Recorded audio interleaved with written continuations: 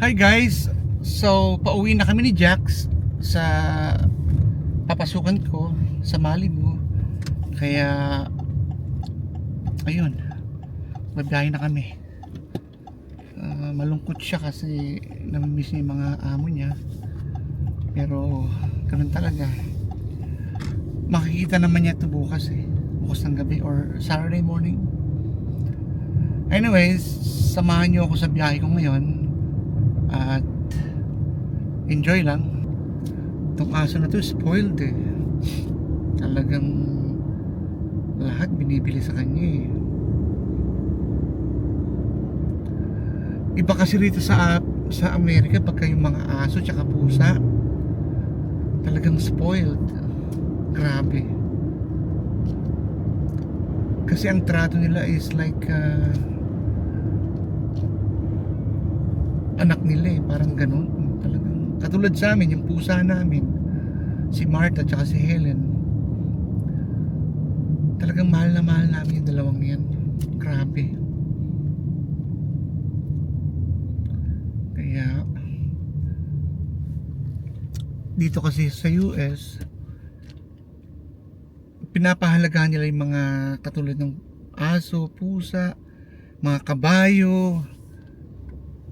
Gumagaso sila ng malaking halaga sa mga pet nila na ganyan. Si Ma'am Courtney dati kasi meron siyang manok na inalagaan. Dalawa yun Yung isa, bully. Laging inaaway yung kapatid niyang manok. So anong nangyari? Pinamigay niya yung isa, yung binubuli. So isa na lang natira. Alam niyo ba naglugon, di ba? Ang manok pagka 1 year, every year naglulugon niya mga yun nagmo-molt sila. So itong si Amo, si Ma'am Courtney, hindi ko alam ang ugali kung ewan ko, nangihina yung manok dahil nga sa paglulugon. Alam niyo ba ginawa? Dinala sa vet. Nung dinala sa vet, niresetahan ng kung ano-ano, lahat, check up. Alam niyo kung magkano nagastos sa manok? $1,000 nang dahil sa manok. Naglulugon lang pala. $1,000 ang ginastos niya sa manok. Biruin niyo yan? Grabe. Anyway, sumalangit nawa si Ma'am Courtney. Ganyan siya ganyan niya kamahal yung mga alaga niyang manok, aso, pusa. Kaya ayun. Anyway, can afford naman siya kasi marami naman silang pera. Although sabi nila medyo may pagka-rough ako, medyo magaspang ako mag-alaga, lalo na pag nililinisan kay pasyente. Kailangan kong linisan ng gusto kasi pag hindi, babaho Ang matatanda kasing iba, meron silang odor may amoy talaga sila. Kaya kailangan pag nilinisan mo yan, in-sponge bath mo yan, kailangan linisin mo ng gusto. Otherwise, mangangamoy sila. Lalo na pag iihi yung mga yan, talagang kailangan palitan mo ng gusto. Kaya yun.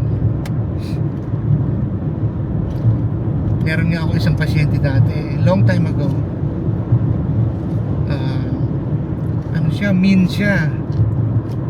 Mean siyang pasyente. Pero okay lang kasi ganyan naman ang mga pasyente.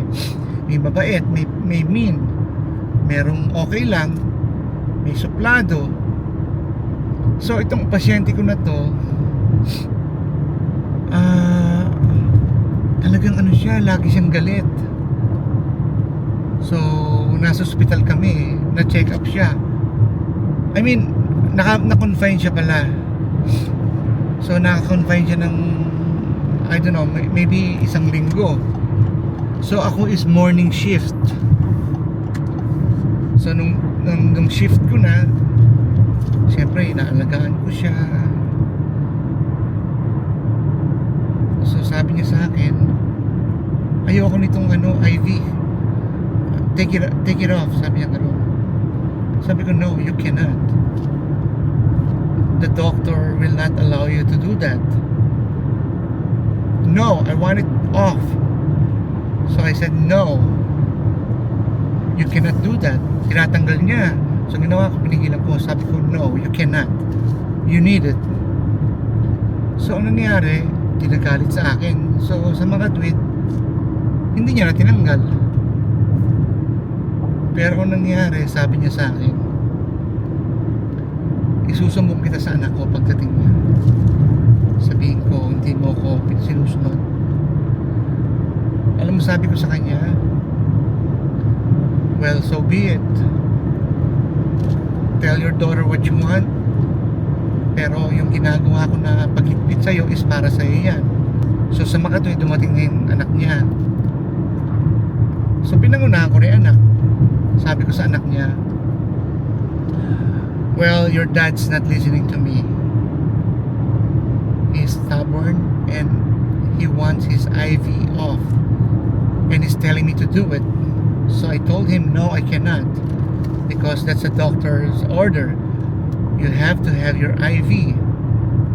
Otherwise, I'll be in trouble. So sabi ko sa anak niya, sabi ko pa sa anak niya, so it's up to you. If you're gonna fire me, so be it. But I'm telling you, I'm doing my job. Ngayon, call my agency right now if you want and have me replaced. Sinabi ko yun kasi ayoko ng BS pagka nasa trabaho ako. Pag trabaho. Kapag kailangan gawin yun, I mean, kailangan kong protektahan yung pasyente. Kasi pag hindi ko ginawa yun, nahigpitan siya. I mean, sinunod ko siya.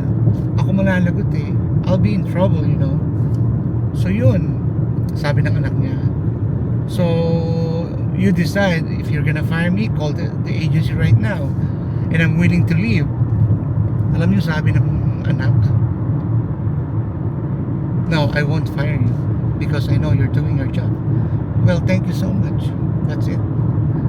Kaya, pagka-caregiver ka, dapat mag-stick ka sa dapat gawin. Huwag kang pabuli sa mga yan.